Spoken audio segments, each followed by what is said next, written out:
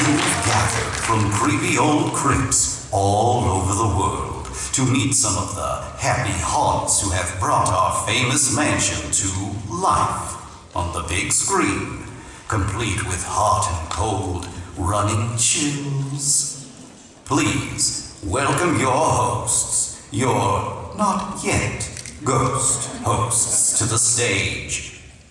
From the Boo Crew Podcast, Lauren and Trevor Shan and Leone De Antonio.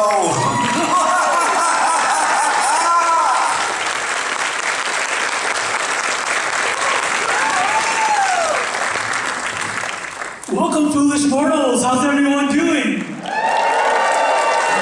Hey, I'm Leo.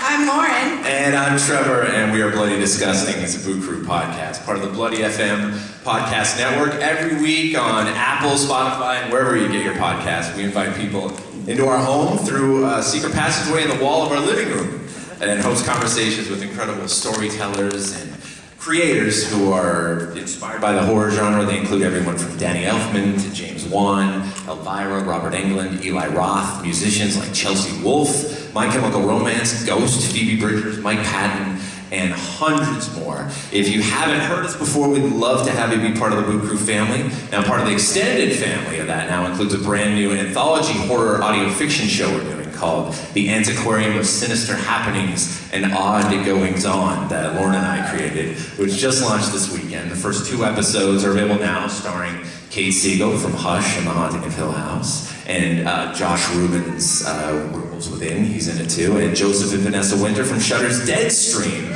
on the 2nd episode, so go check those out now. But enough about us, and we want to talk about you and everyone in this room who's here to celebrate Disney's Haunted Mansion. Woo! Hell yeah! And we got that brand new film based on the attraction. It's in theaters everywhere now. Now, isn't it just amazing how this ingenious theme park attraction has become a source of everlasting wonder, inspiration, and comfort for all of us in this room? It's a project that began in the 50s and included Walt's famous team of Imagineers, Harper Goff, Ken Anderson, Mark Davis, Ex Antencio, Claude Coates, Rolly Crump, and Yale Gracie, a magnificent theme song by Buddy Baker, and an unmistakable narration from the great late Paul Frees that has been ushering us into the world of dark magic and imagination since August of 1969. Although he sadly passed 3 years earlier prior to opening, it is arguably Walt's greatest masterpiece. Being in Southern California, lots of you here today grew up visiting the Haunted Mansion. Conquered fears was maybe what got you into all things spooky in the first place and created memories that have stayed with you all forever. I asked Lauren to marry me, actually, in our dune buggy as it traveled through the attic back in 2006. So this is a very long-winded way of saying the Haunted Mansion is important. And this new movie, directed by award-winning filmmaker Justin Simien, excels at capturing the mystique and wonder that has galvanized all of us for all these years and many more to come. Before we introduce our 2 special guests, let's roll the trailer of this amazing film. Disney's Haunted Mansion, everybody. Yeah! All right, our very 2 special guests. So first of all, he's a Harvard grad who went from being an intern in PA to spending 9 years at DreamWorks, eventually making it onto the Hollywood Reporter's Next Gen list and promoted to senior VP. He oversaw projects from Steven Spielberg, the Transformers franchise, the Academy Award nominated The Help, among many others. He now serves as president of the film company Rideback, producing Guy Ritchie's Aladdin, Adam Wingard's Death Note, and several more. He's revered in the industry for his instincts with story and a tremendous passion for film. Please welcome one of the producers of Disney's Haunted Mansion, Jonathan Eyrick.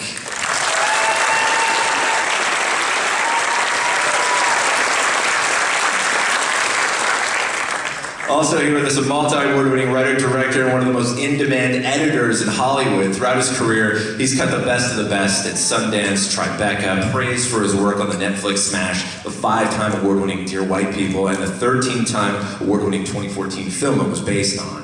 He has this remarkable intuition of igniting story through how he weaves it together. It is that sense of presentation and style of his that made the film All the Boys I'd Loved Before on Netflix, which is a cultural phenomenon. and has found him working on projects including Drew Barrymore's, Toni Collette, Bill Paxton, Steven Soderbergh, George Clooney, Spike Jonze. The list goes on. He's the editor for The Haunted Mansion. Say hello to the legendary Philip Bartell.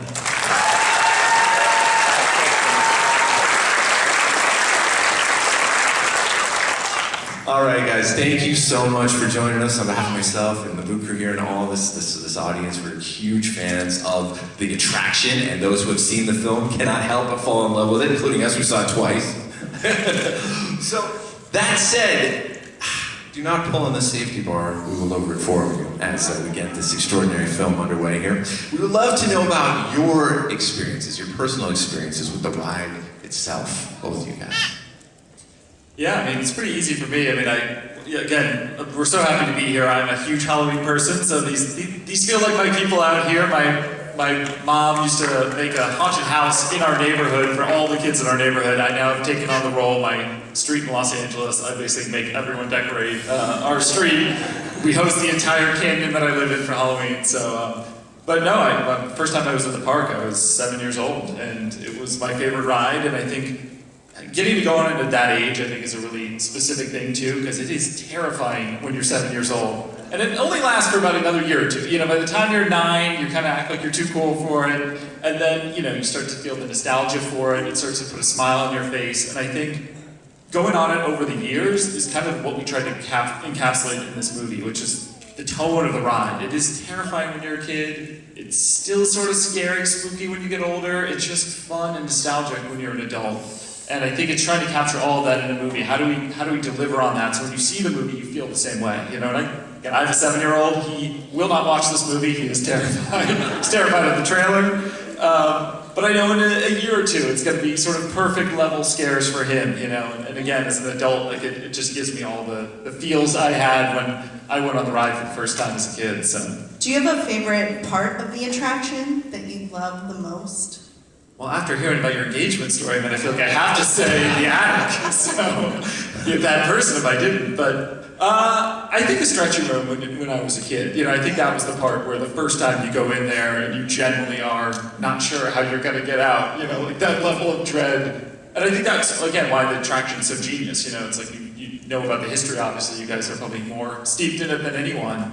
But the idea of grim, grinning ghosts, you know, that they couldn't decide, should this be scary or should it be fun? Should it be funny? Should it be terrifying? And the fact that they could weave both together, I think that was the genius of it. They had so many creatives who were on both ends of the spectrum, and ones who wanted to sort of push the horror, they had ones who wanted to push the fun and the comedy of it.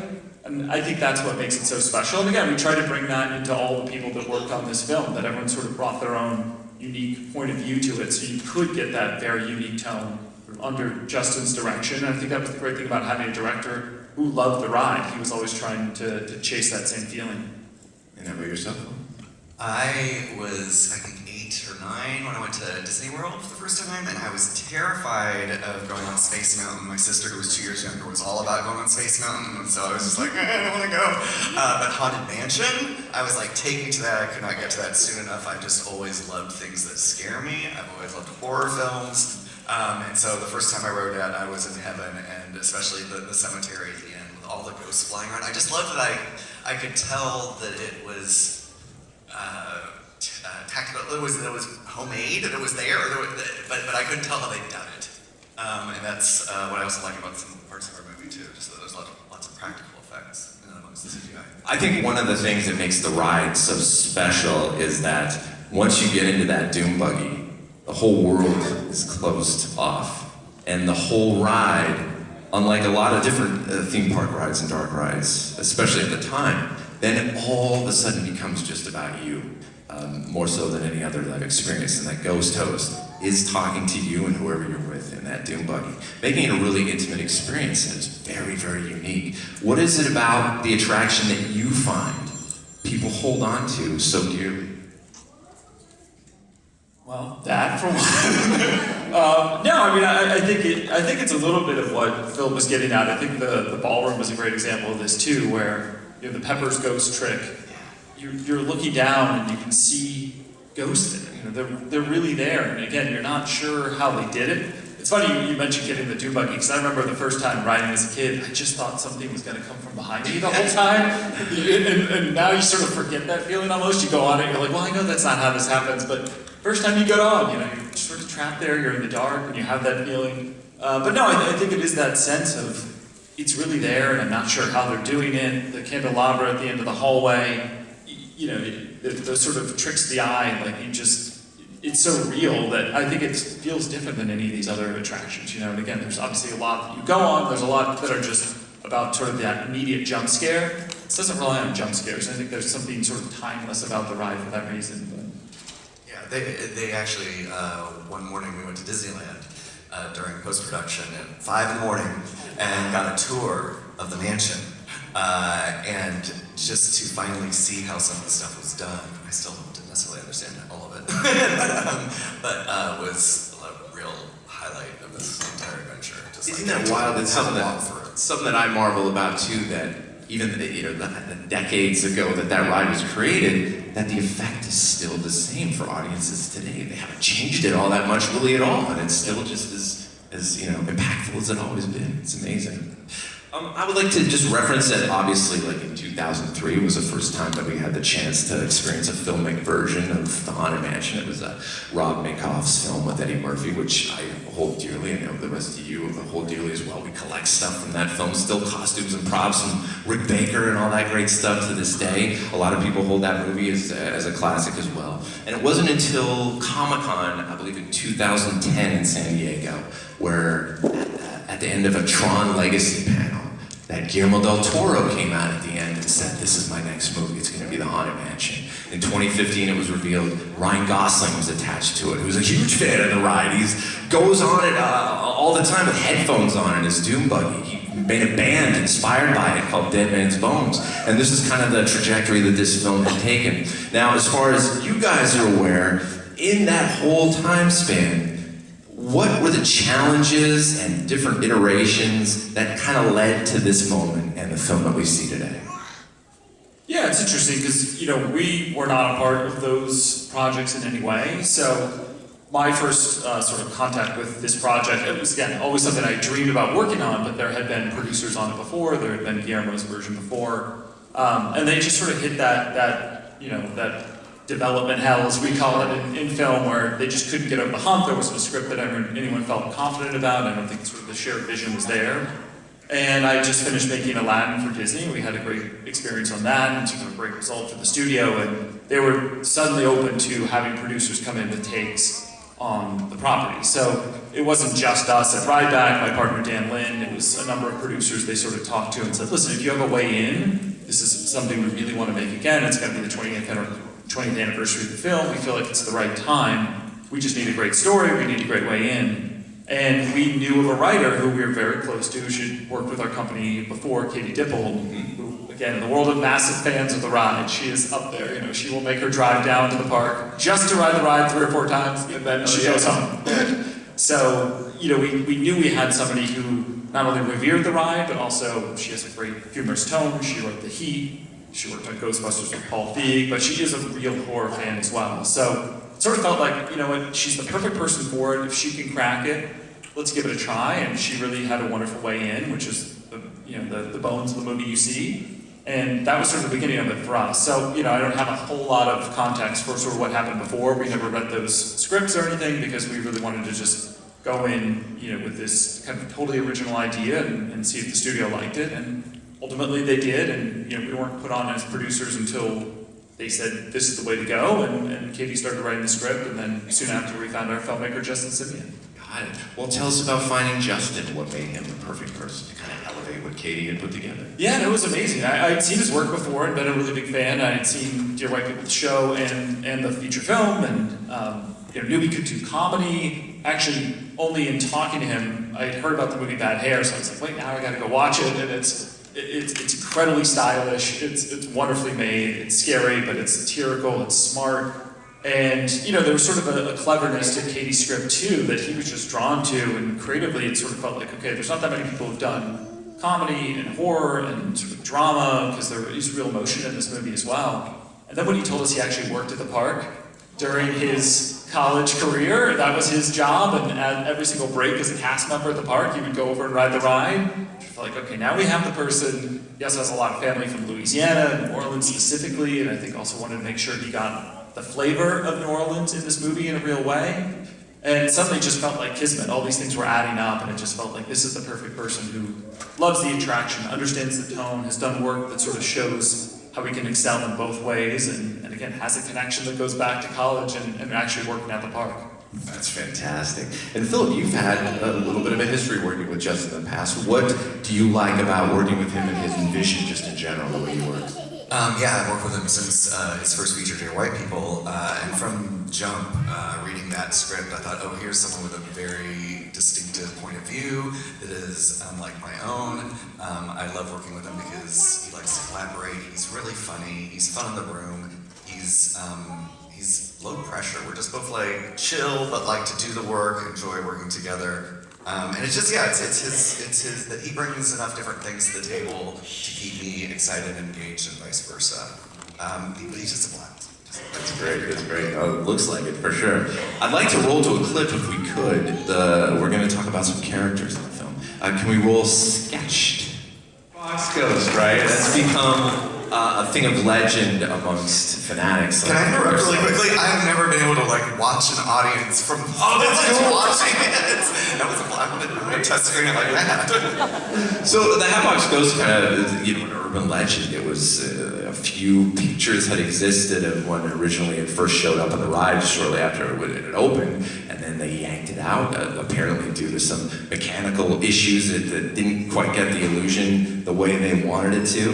And then it ended up being put back in the ride in May of 2015, much to fan demand. Was there, a reason about casting the Hatbox Ghost and making him a prime character? Was that always part of the script, that he was a central figure?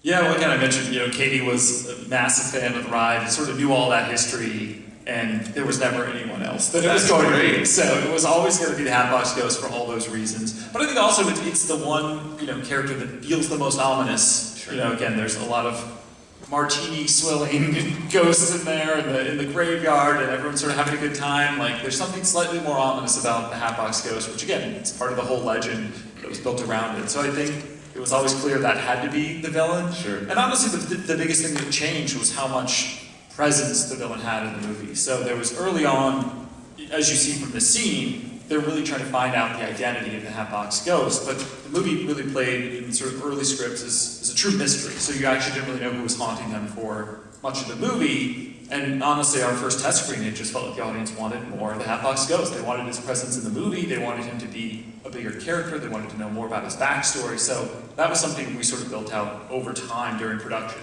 and thanks for the skills of Philip built out over an editorial as well, but it felt like everyone was craving that. You just wanted a big bad in this movie, you wanted it to be the Hatbox Ghost, and you wanted to know more about him. Yeah. On casting this character, played in this movie by the great Jared Leto, who's phenomenal. He's an actor who gives it his all in every role he plays. What was it about him? What was it? How was this character used? His persona? Was it motion capture? Was it mostly visual effects, or was his voice actually used for the film? They dropped an octave in his It was, yeah, it's funny. So many people are like, whose voice did you get for Jared Leto? I'm like, Jared Leto? That's why we cast him. If you see the movie, you will not recognize his voice at all. He was really specific about it. Again, to your point, he gives it all on every project, and there's nothing where he says, oh, this is a couple days of a voice acting, motion capture. He goes all in. He wants to know the backstory of the character. He wants to craft that voice, and as you know, he's a musician as well, so he has his own sound studio. So initially, there was a couple of recordings we did, and then he was like, not happy with it. He was like, let me go off and do my own thing. And so he kind of created his voice in his own sound studio, and then sent it back to our director, Justin. Just, I love what you're doing with this, and then sort of crafted it from there. But it really, he disappears as far as an actor and sort of the voice you know. That's kind of what he does in all of his roles. So it was fun watching him sort of, have this very nefarious kind of, he was talking about like, even the evil queen in Snow White. He's like, I want to go back to like the feel of like early villains and early animation. Like that's what I want this to feel like, sort of timeless and scary in that way. So So that's kind of where it came from. But yeah, in terms of facial capture, all of that was used for modeling for the Hatbox Ghost expressions and character as well. And what was that like, Philip, to kind of bring him to life throughout the edit? It was interesting. The last time that he recorded, we did it at his studio, and we just we met him at the first record, but this was the first time where it was just me and Justin and him and his engineer. And I just remember like him walking in. We were sitting down, shook his hand, I looked in his eyes, and it was just like I was looking forever. It was very intense and yet friendly at the same time. It was a lot of fun. It was cool seeing how he could adjust. He tried some things out with an accent initially, but kind of we ended up with what we've got now. I just like that it feels very. It does have an old-fashioned feel to it. It's like an old dandy of sorts or something. Yeah. It's cool. We want to dive into the rest of the ensemble, right? You got Rosario Dawson, Emmy-winning Tiffany Haddish, Oscar-nominated Lakeith Stanfield, Owen Wilson, Danny DeVito, the Oscar-winning Jamie Lee Curtis is in there too, and some other surprises that we won't reveal in case anyone hasn't seen it, but we don't want to ruin it for you. Tell us about putting together the cast and the chemistry and heart that you guys were looking for to materialize, so to speak. Yeah, I mean, this was always an ensemble, sort of the way Katie always crafted it was you had this protagonist, Ben, who is somebody who is kind of on the verge of not sure if they even want to live anymore, and I think that's what's fun about the ride. It's sort of you're confronting death in this ride. It's what we wanted the movie to be as well, and wanted this experience to be in confronting death, you sort of choose life again, and it was very much the arc for this character, but it was always about this ensemble that, quite honestly, he gets trapped in this house with what he presumes to be some of the most annoying people he could ever be trapped with, and then they sort of form this surrogate family over the course of the movie, and it really feels like this is the reason I do need to keep going, that I do need to sort of choose life. So that ensemble had to be comedic, they had to be lovable, they had to be able to be sort of grating at times on Ben, but at the same time, we had to love them as characters. So in casting Ben, honestly, that was a conversation with Justin early on. Like, he felt very strongly about Lakeith and about an actor who he'd seen do incredible comedy in Boots Riley's film and on Atlanta, but somebody who has real gravitas. It felt like you had to have that. You had to have a performance that could be grounded in this movie if you were going to care. And for those of you who hadn't seen it, there is a great, really emotional payoff at the end of the movie that I think gets people every time, and I think you earn it solely because of Lakeith's performance. And then it was really trying to figure out, okay, what is the sort of 1 + 1 = 3 casting around them that can sort of make this movie feel like the event that we wanted it to be. And honestly, it was sort of just going out to all those roles at the same time. I have to say it was one of the crazier things I've ever had to do as a producer, because availabilities and schedules and all these things that unfortunately don't line up as easily as you wish they did most of the time, but it was amazing what we were able to pull together with them. And I think getting somebody like Rosario, who has just like such class, and again, it feels so wonderful and motherly. Our young actor Chase, who was incredible on Underground Railroad, and it's funny, there was some reviews that were like, I'm annoyed they cast a teenager for the 9-year-old because he's so good in the movie. And you're like, no, he's not. Like, he's just an incredible actor who's like sort of precocious and wonderful. He's the character. Amazing in the film. And then, Owen is obviously comic relief. His character was crafted a little bit by Owen as well, which was great. The first conversations Justin had with him, there was, again, a little bit of a spoiler alert, but he's a bit of a con artist as a priest. It's kind of why he's dressed even the way he is. In the movie, you sort of know there's something off about this guy, but that wasn't the case originally. He was sort of just a bad priest, was kind of the joke. And Owen loved this idea. He's like, I'm always in it for the con. I want to be part of that. And so much of the comedy came out of that. And that was really Owen's idea he brought to the table. And then with Madame Leota, honestly, it was all of us, but the studio as well. It was like, if we could get the preeminent scream queen in the world to be Madame Leota, it was kind of like, who's got the gravitas to be her, but also it was a sort of funny part too. There's some comedic chops, and you wanted just an icon in that role since it's such an important part of the ride. We couldn't have anticipated that she was about to win an Oscar as well, so sort of everything fell into place, which was great, but it always felt like that was such an amazing get. And then we had this older character, Professor Bruce, that we were sort of just who feels, and funny and lovable in that part. He was just a grouch, he's a grump. In one scene you'll see him, he's wearing a clear raincoat and a clear raincoat hat. He's just a guy who prepares for the worst at all times. And Danny's one of those guys who's just so lovable, he'll go for it every time. And then, you know, Tiffany was one of the easiest people to cast too. You know, we sort of always knew she just felt like the part, and I had made a movie with her right before this, and she was sort of already campaigning and auditioning for it. She loved Justin, she wanted to be a part of this. And again, just that, the comedic chops she knew she had, but there's a scene, this ghost wing scene that you'll see in the movie too, where you see what a great actress she is, and really can deliver something that is really tear-jerking. So many moving moments in Was this movie. it hard to find a balance between making this a family film and making it scary to appease that haunted mansion fan that wants to see something scary, but to appeal to a wider audience?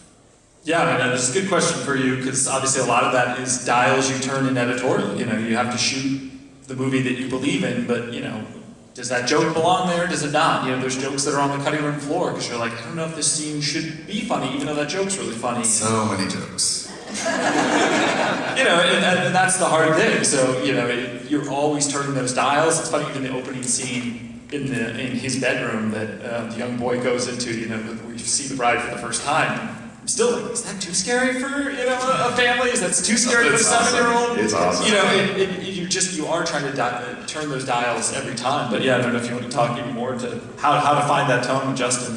Well, I mean, it's how to find the tone, I think, just in kind of what we're all feeling in our guts, but also then when we screen with audiences, it's like, you know, if this joke doesn't play, if, you know, Justin or whoever wanted to fight for, let's try it one more time and see, and perhaps by shifting other things around that particular moment, it may play better. And the other challenges that audiences usually vary as well. So, yeah, it was especially like the last third when we've got so much happening, and we don't know what. Or we were just trying to figure out, you know, do we need a funny thing here? Do we not need a funny thing here? Should we just kind of keep on the action, suspense, scary stuff, or you know, does a joke work? It was the scene like when like Keith was kind of talking about his past, his sad situation. I won't spoil anything, but I mean, Danny has a couple really great lines in there, and was it like, is it too much? Is it too crass? Is that what he says? But then watching it with an audience, we hear afterwards like that was one of their favorite scenes, and it was because of that. Because that's what you do with your close friends who kind of become your chosen family. You are able to, like, you know, in a really emotional moment, make a joke, and you both laugh, and you just feel better. There's an interview where Justin actually names you as the unsung hero of the entire movie. And I'm wondering if you just walk us through a little bit of that process where you're working a movie that's a big deal studio film, obviously for Disney, with a very precious IP, like the Haunted Mansion, and kind of the responsibility and process behind the testing and experimentation and what that is like as an editor to kind of keep going back and forth and revisiting over and over again. Well, first of all, he said that because we watch RuPaul together. We're really good friends.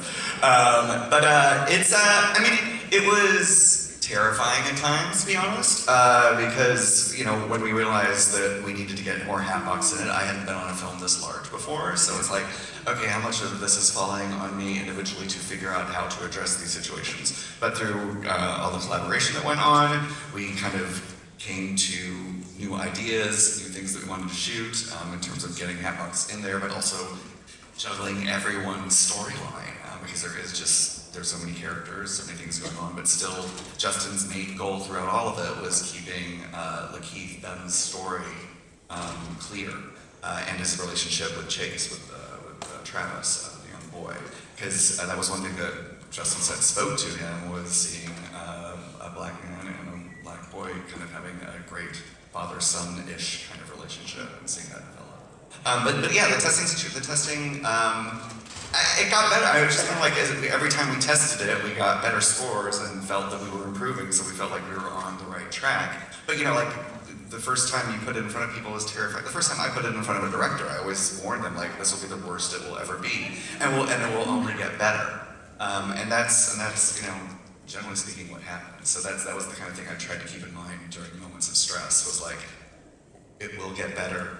This day might be particularly hard because we don't necessarily have the answers today, but we will figure them out tomorrow. Or if we don't have the answers, we'll test it like this, and that perhaps will help us get the answers. So it just kind of like got I don't know about easier because it was always hard work, but it just kind of continued being competitive as it went.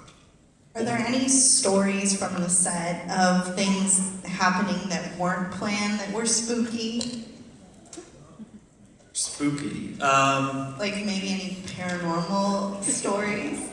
I think Lakeith definitely had a bunch, and he's a bit of a superstitious person as well. But there was a lot of weird stuff that was happening, like in his apartment. Things weren't working. As soon as he moved down to Atlanta, he was like very convinced that like we are in a full. He's in his own haunted house world, and brought it up many, many times. And I was like, I don't know what to tell you. Do you want to move? Do you want to go somewhere else?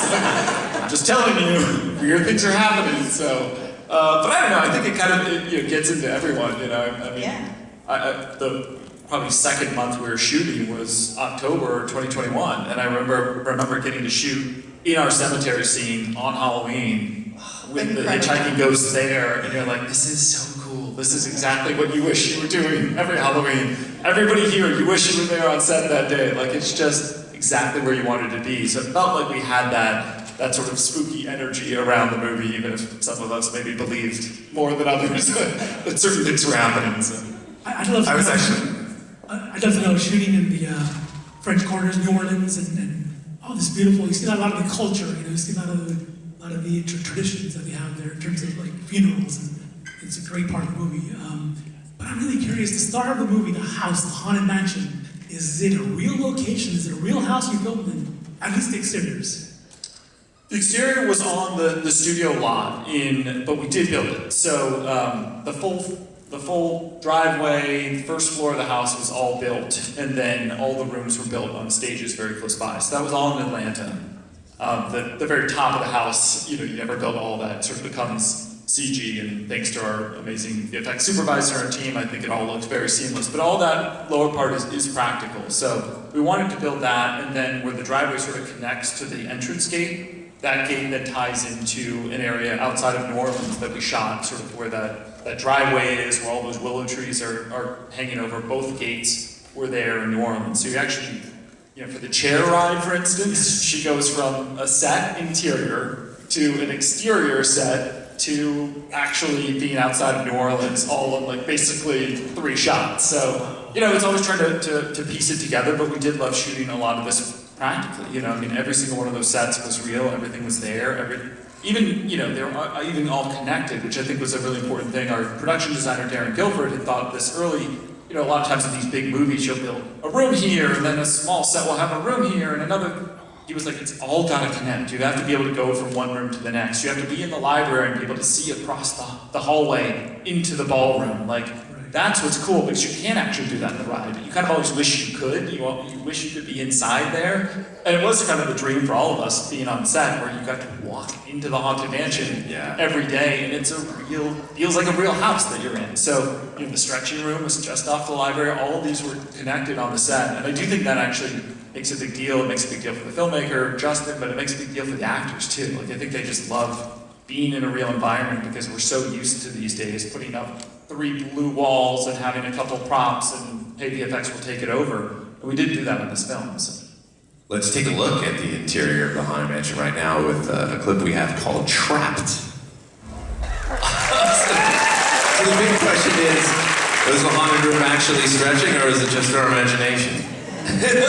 Or is it just VFX in that scenario? But those sets were all connected there, and it was really fun to be there. And I think everybody does probably know the ride really well, but even all 4 things on the floor are what is at the bottom of the stretching painting. So there's the quicksand, there's the sharp graves. So we even had the nod there in terms of like what the sort of antagonism was going to be for Lakeith and Chase trying to get out of the stretching room. But that was just really fun. Like we had a great time. Justin had an amazing time on this movie, and again, we're just trying to capture that fun and the flavor of the ride. And you come out of the ride, you have a smile on your face, you want to go right back in, and you're trying to kind of bottle that up in this movie.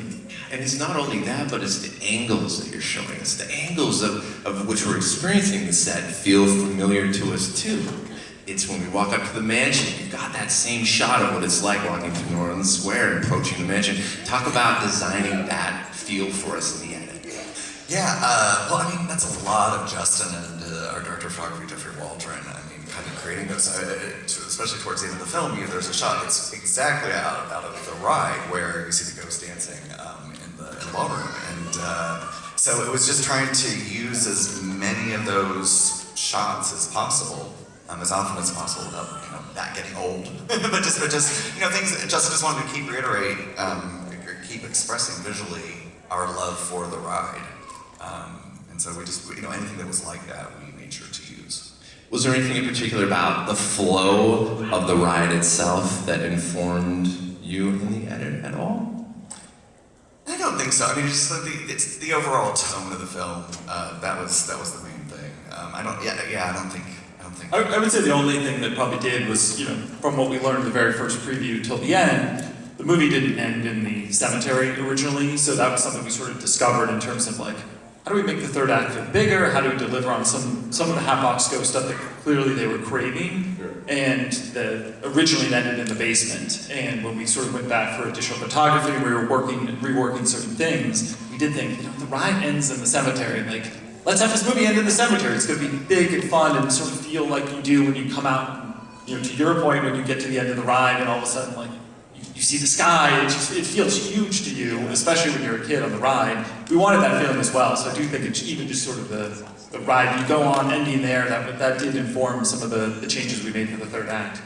Yeah. I believe there's 5 Haunted Mansion attractions around the world. Was there any inspiration taken from any of the other parks' attractions? The only big one, which, as you'll see, Crump Manor, for those who haven't seen, is the exterior of the Haunted Mansion in Orlando. So it's funny, I did go to that one when I was 8 years old and then totally forgot because I've been to the one here in California a million times, and then when you look it up, you're like, oh right, it's sort of this gothic brick mansion. You kind of forget what the exterior looks like if you're not from the East Coast. So we did want to make sure there's obviously tons of fans that are used to going to the one in Orlando and have that as their association of the Haunted Mansion, not the sort of New Orleans feel that all of us know in Southern California. So that was kind of the one big nod to make sure that mansion looked exactly like the Orlando one.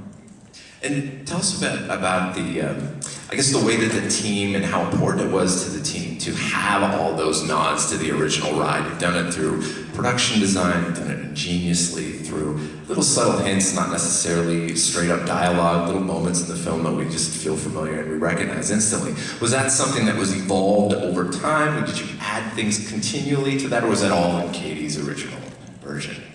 Certainly a lot was, because she was such a huge fan, but I think Justin brought a ton of that to the table as well, as a fan of the ride himself. Again, the idea of sort of Pepper's ghost trick being like the inspiration for Justin of how we do the effects, all those ghosts you see in the movie, like, these are real actors in makeup, in prosthetics that we shot, and then you sort of add digital elements to them to make them sort of feel a bit more ethereal, but Justin's like, I need them there, like we can't just shoot a bunch of hallways and have no ghost there, like I want actors cast, and so I think that was a lot of it for him, just making sure you had all those the feel of the ghost was there. But then our production designer Darren Guilford, he is obsessed with the ride. All the door handles are exactly the same. The wallpaper is exactly the same. Actually, there's a couple of custom wallpapers he made for the ride, for the movie, that you're like, this should be in the ride. It feels so much like it, So I think there was just a lot of people who loved it that tried to put as many of those into the movie as possible. And even the sequence you just saw, that is our no windows, no door sequence. You sort of knew you were going to have that at some point in the movie.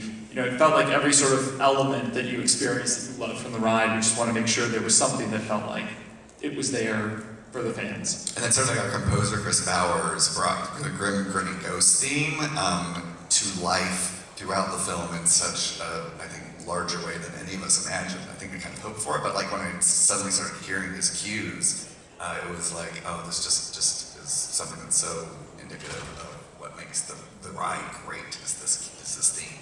And the way that he wove it through Yeah. is very inventive in creative ways. It's not just the typical play the theme. It's really, really cool.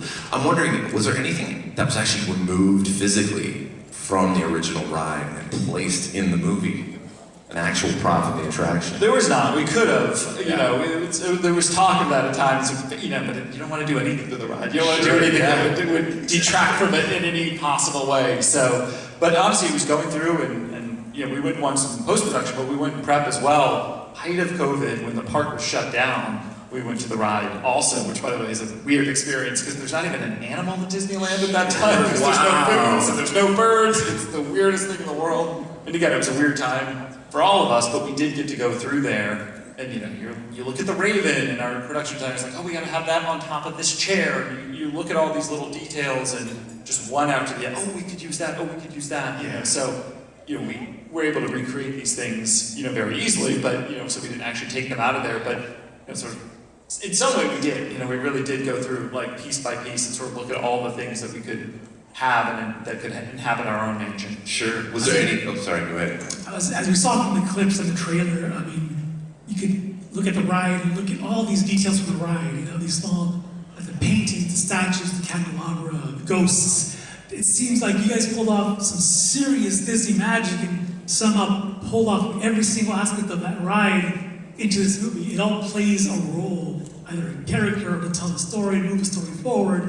But I would love to know, what was the most challenging aspect of production involving any of these effects and actors? When you started with the most challenging production, just making a movie in COVID period was probably the hardest part. In terms of the effects and the actors, it's funny. I mean, I think we were so well prepped on this movie. Pre-production went so extraordinarily smoothly. I think, Justin is very detail-oriented, and again, I think having gone to the ride again and again, I think he knew exactly what he wanted. I think you see a sequence like the attic sequence with the bride, and we sort of knew, the idea, for those who haven't seen the movie, we didn't want the ghost to just be present all the time. So I think a big thing was sort of, like when you go on the ride, like you feel like you're haunted because you can't see the ghost. And I do think a lot of ghost movies love to show you the ghost right away. The idea of this is unless you go to the other side, unless you go to the ghost realm, you can't see the ghost, but you have to feel their presence. So I think that was the thing. And again, trying to mimic that feel of the ride. The attic scene, I think, does that really well, where you only get to see the bride in reflections during that sequence, but there's sort of scattered mirrors here and there, so you can see her, and then you can certainly feel that terror when you can't see her. But I think that was a bit of the challenge of the movie too, which was, don't just give everybody the ghosts right away. You sort of have to earn it. Yes, and eventually we're going to go to the other side. You're going to see the ghost realm. You're going to get to sort of live with all these ghosts, but it's going to be sort of a slow burn to get there. So I think it was just balancing, like, how do you have the effects and how do you see them in the right way without giving it all away too early. I was wondering if you can comment on the overall personality of the camera and the experience that intended the viewer to have and the experience that you do give the viewer. There's all sorts of cool camera tricks, there's great rotations, there's Dutch angles, there's all these things that are kind of designed to unsettle and invoke certain emotions, especially when we get to things like the Regions Beyond, and the editing just goes crazy. There's all sorts of things going on. Talk a little bit about that personality and that journey that you wanted to give us through that camera.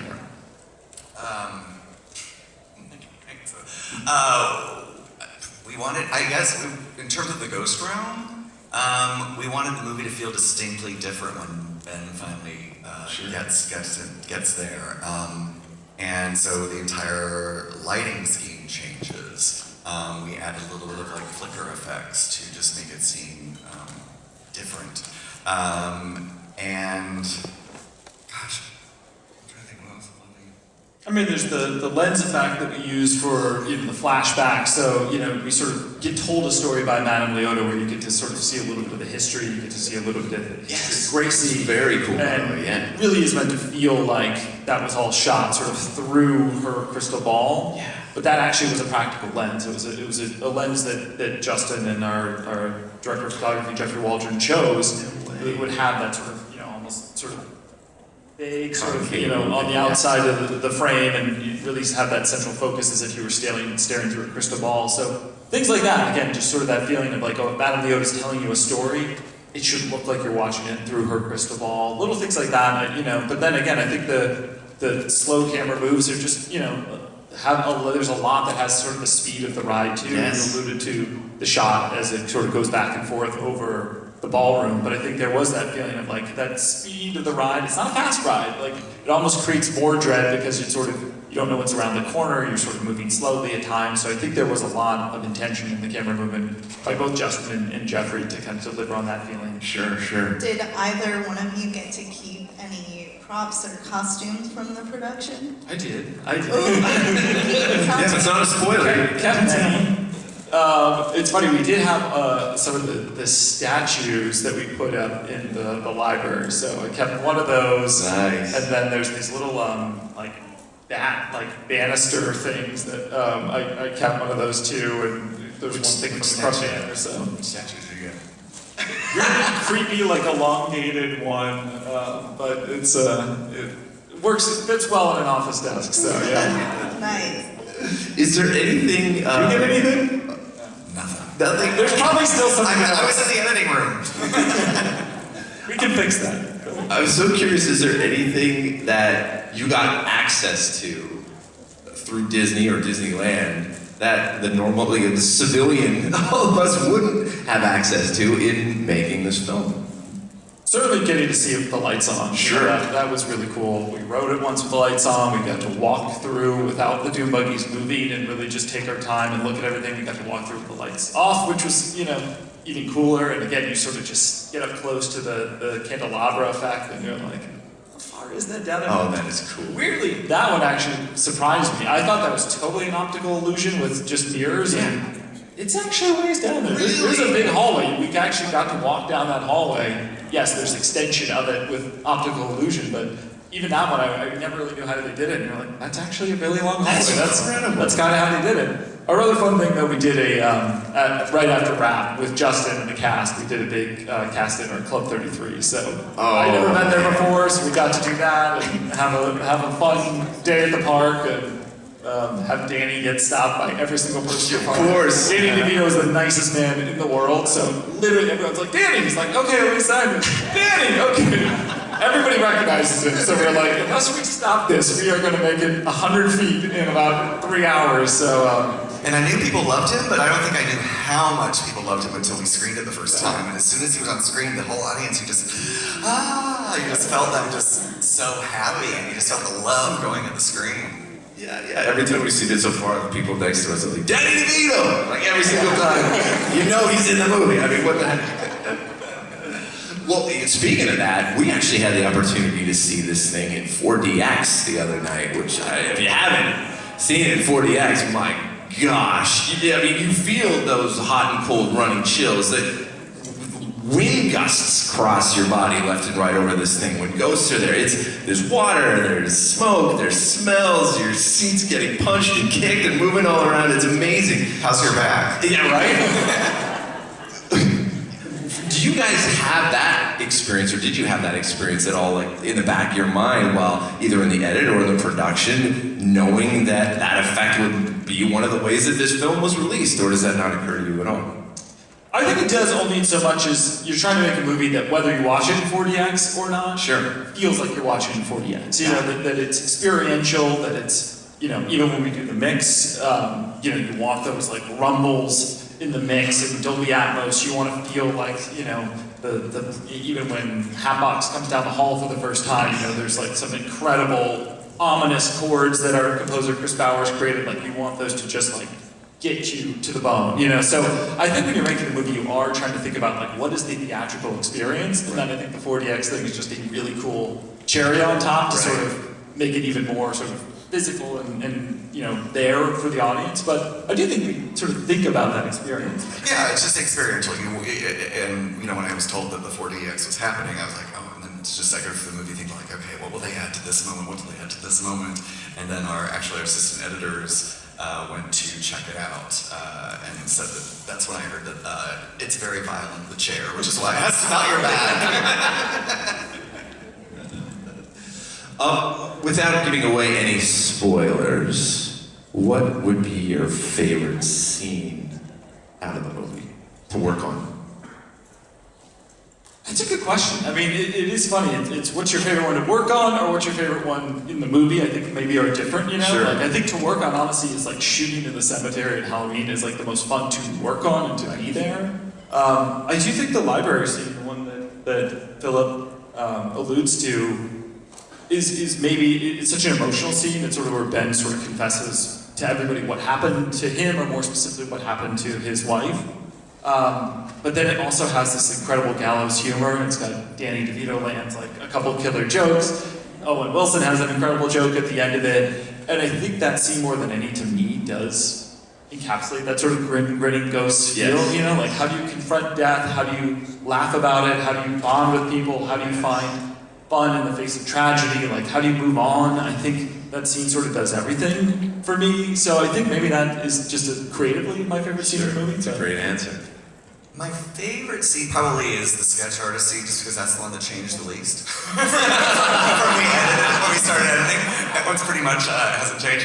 And it was one of those scenes where when I got it, I was like, oh my god, anything that Danny says in it wasn't scripted, and my initial thing was just like, how can I most easily put this together? And I was like, oh my god, Danny's talking over it. I was like, oh, it is funny. Oh, that's funny. So as I kept on doing, I was like, oh, he's really funny. And I was just like, I want to use Danny all the time. And then when he did the thing with the teeth, I was like, oh my god, this is gold. So it ended up being really fun to work on. Didn't really work on it much after that because we were all happy with it, and every time we played it, it played really well.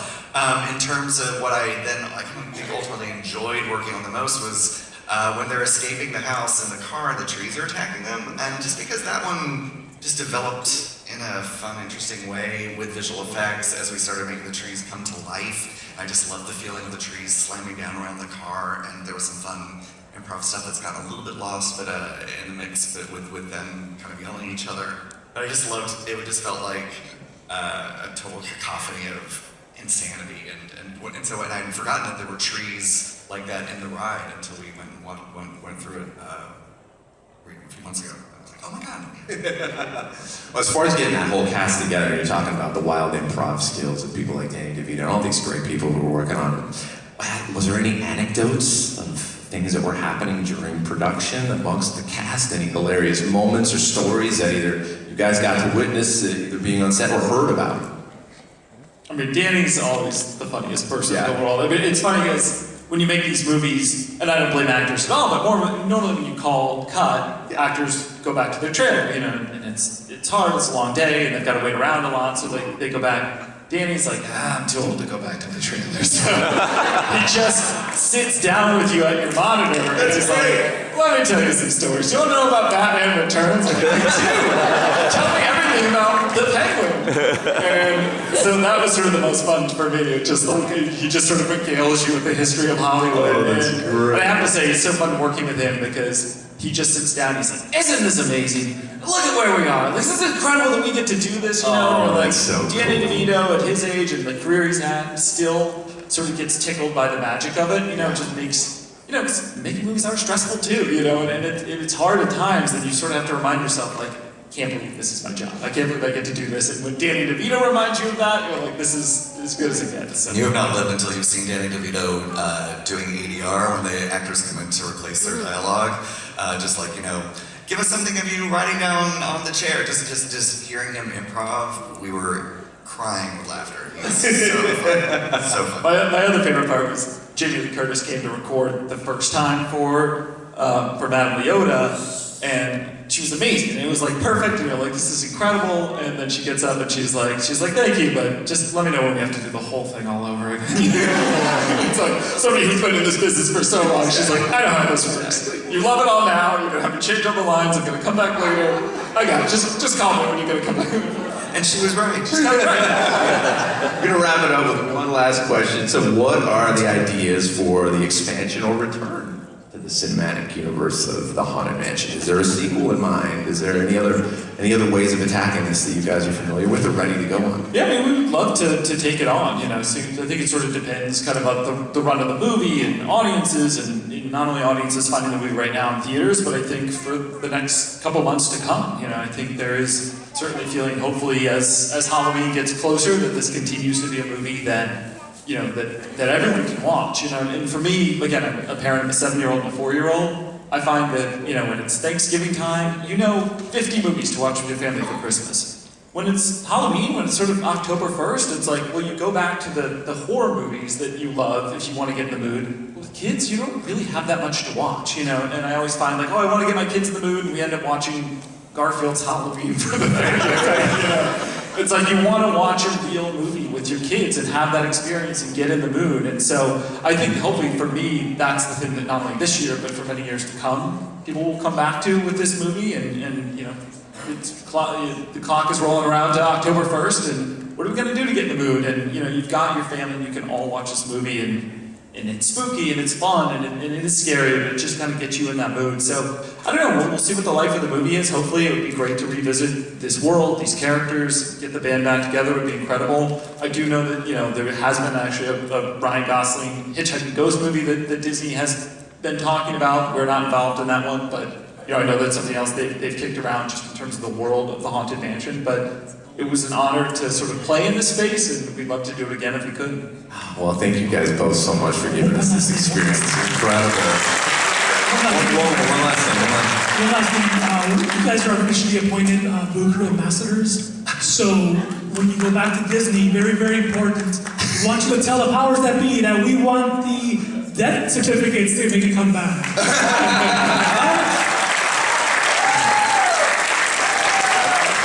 That's pretty bad. I love it. All right, Jonathan and Phil, thank you so much for your time and for your work on this stunner of a film. Thanks to everyone here for attending. Enjoy the rest of Midsummer Scream. See Disney's Haunted Mansion in theaters now. And see 40X too. It's amazing.